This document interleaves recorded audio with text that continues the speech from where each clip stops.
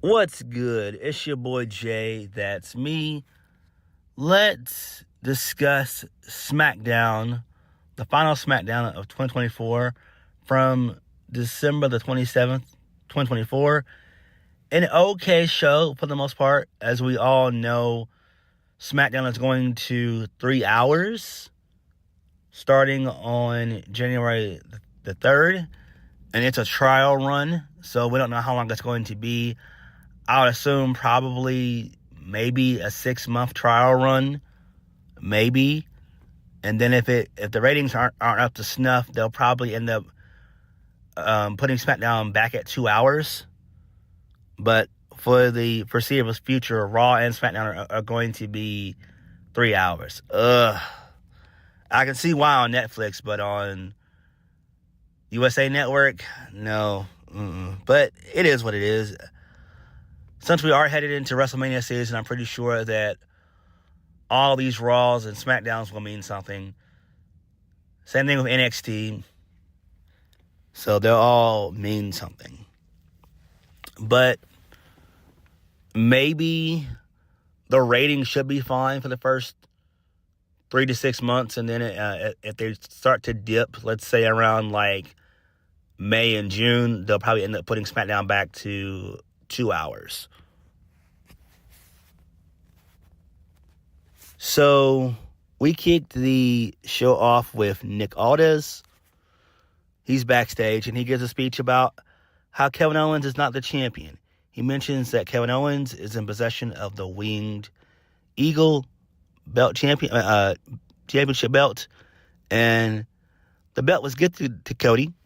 Nick Aldis tells Kevin Owens that he has until the end of the night to relinquish the Winged Eagle belt or he'll face severe consequences. All right, that's fine. Moving on. So Kathy Kelly, she's backstage with Bianca Belair and Naomi. They tell Kathy Kelly that they won. Their win last week means a lot to them, especially after everything that has happened with Jade Cargill. Naomi says that, Bianca says that Naomi had her back, but that doesn't mean they'll forget what happened with Jade and who attacked her.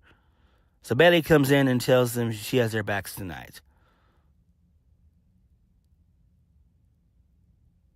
So, then Tiffany Stratton, she comes out. So Nia Jax, her music hits, and then she comes out. She has a microphone. So Nia Jax tells Bianca to give it up. She tells her that she did not touch Jade. They did not touch Jade. Nia tells Tiffany couldn't even help them win the tag titles last week. And there's no way Tiffany Stratton could have orchestrated that attack. Nia says that Jade is gone and Bianca is still a champion. And she took no time off replacing her. Nia tells Bianca that she thinks that Bianca is trying to avoid the suspicion on herself. Nia says Jade comes in and Bianca can't stand to share the spotlight with her. She's bigger, stronger, and better than her. And Bianca snapped. And Nia says she gets it. She would do the same thing. But to stop pointing fingers and admit to it. Nia tells Bianca to own up to it, or she'll make her own up to it. So then this leads us into our first match of the night.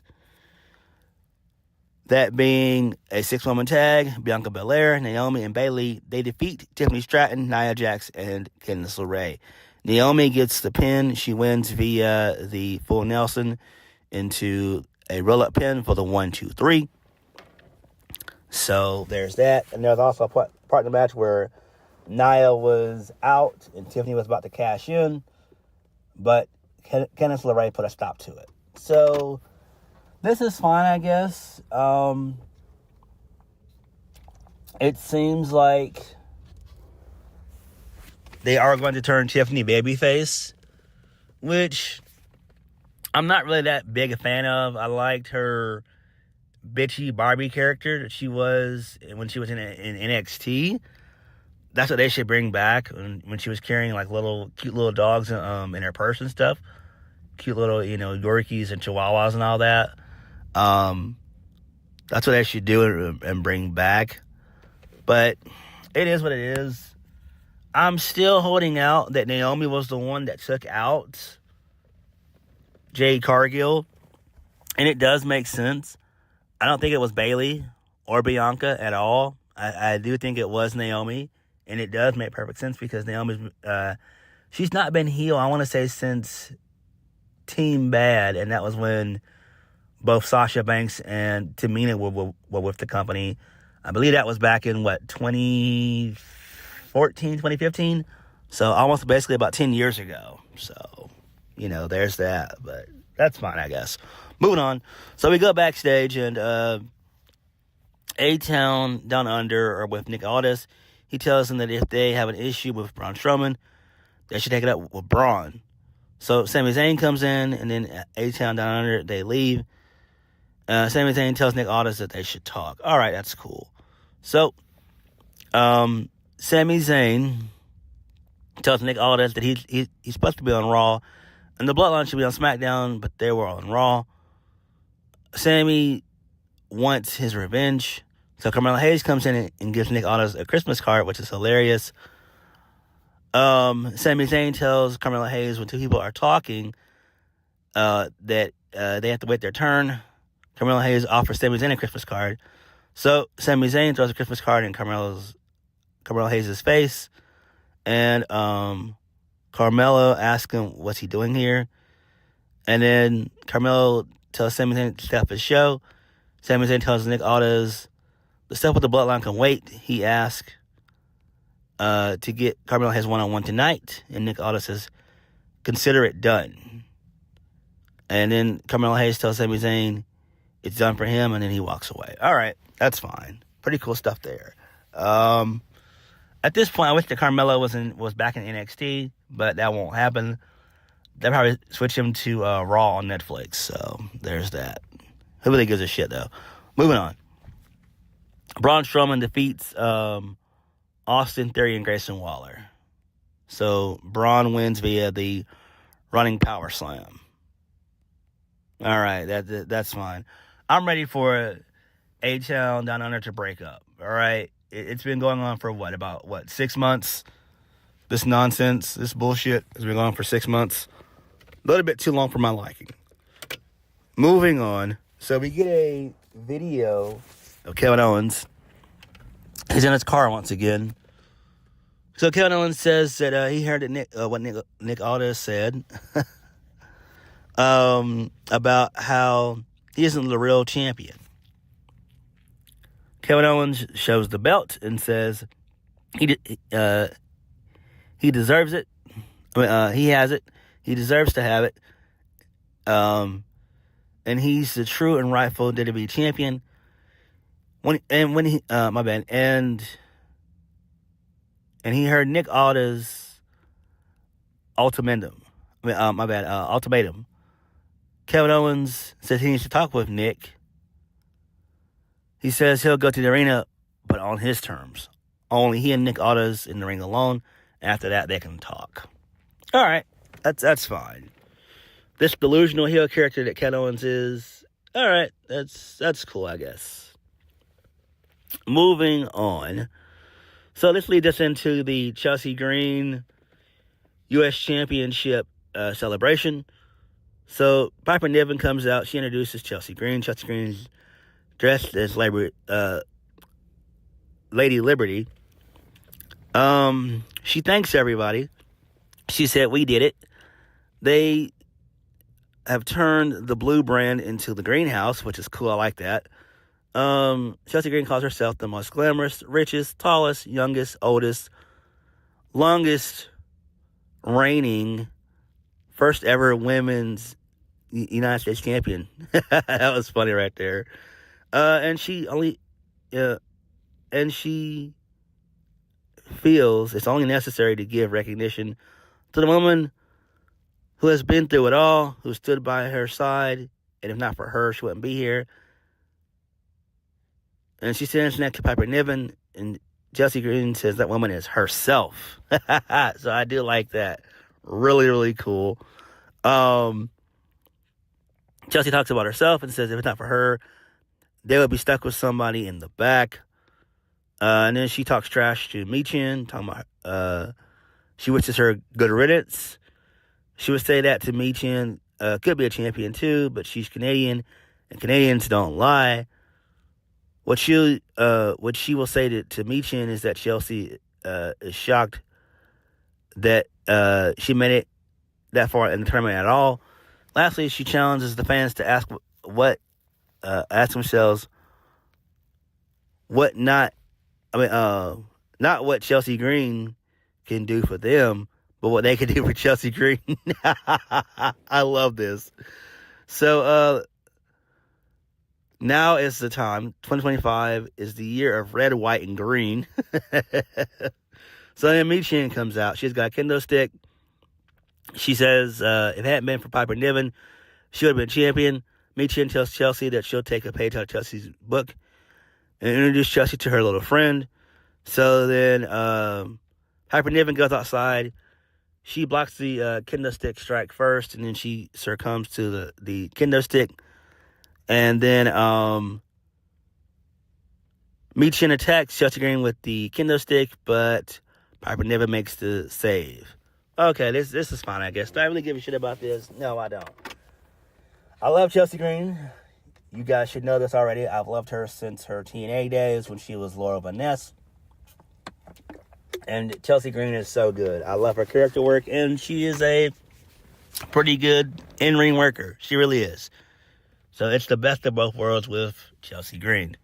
And she is sexy. I do like Chelsea Green. Michin, I don't really care about Michin. I think she would be better off back in TNA, in my opinion. But my thing is, what's the long-term goal with Chelsea? Like, what's her long-term goal now that she's champion? Like, who's going to dethrone her? Could it be where Piper Niven turns on Chelsea turns on Piper Niven, and maybe it's Piper Niven down the line who defeats Chelsea Green? I don't know. That's what it seems like to me. Because Triple H loves to do friendship and betrayal. That's his best thing he can do. Moving on. So we go to DIY backstage. They're stopped by Nick Aldis, who's with the Street Profits. Nick asked them if there is something they want to tell them about who attacked the Street Profits a few weeks ago. They say they feel bad about it. Nick Aldis says there's 2 eyewitnesses to what happened. So Pretty Deadly, they come in to play. They say they would remember better if there was some funding for their musical. Nick Aldis says, sure, they'll have all the time in the world for their musical if they're unemployed. And then Pretty Deadly said that it was the Garzas that attacked the Street Profits. So the Street Profits, they step in and ask if they're sure. And the Street Profits, they walk and they find the Garzas and they beat them up. And this sets up for an impromptu tag team match, which was really fun and solid, which was really good shit. The Garzas versus the Street Profits. The Street Profits, they defeat the Garzas in a really good, fun match. I like this match because the Street Profits, they showed a more aggressive side to them, which is really, really good. This is a fun little match. The Street Profits, they got the win via the Doomsday Blockbuster for the 1, 2, 3. Okay, cool. Moving on. So we get a video of Andrade. He's speaking. He talks about Shinsuke Nakamura and says there's no one that's better than Andrade. He says that Nakamura took his title opportunity away from him, and now he's going after him. All right, that's fine, I guess. Moving on. We go backstage. So Pretty Deadly, they're walking. They're stopped by DIY, and DIY asks what they're up to. Pretty Deadly tells them they scratch their back, and DIY says they'll look after each other. They'll look out for each other and walk away. So the Street Profits, they stop Pretty Deadly and thank them for earlier. So the Street Profits, they start to walk, and then they're stopped by the Motor City Machine Guns.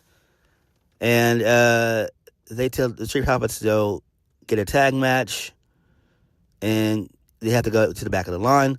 So Apollo Crews comes in, and he tells the Street Profits that it was DIY who attacked him. He says that he can see it. It wasn't Angel Garza and Humberto Carrillo.